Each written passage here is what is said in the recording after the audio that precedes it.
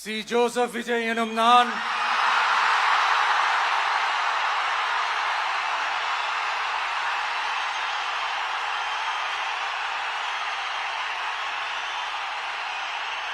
சட்டப்படி அமைக்கப்பெற்ற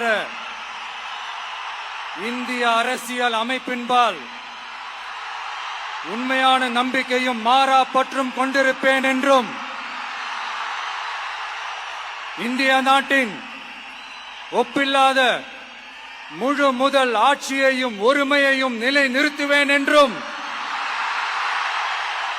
தமிழ்நாட்டு அரசின் முதலமைச்சராக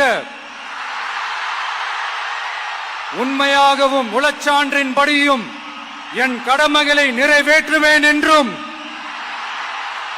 அரசியல் அமைப்பிற்கும் சட்டத்திற்கும் இணங்க அச்சமும் ஒருதலை சார்பும் இன்றி விருப்பு வெறுப்பை விலக்கி பலதரப்பட்ட மக்கள் அனைவருக்கும் நேர்மையானதை செய்வேன் என்றும் ஆண்டவன் மீது ஆணையிட்டு உறுதிமொழிகிறேன்.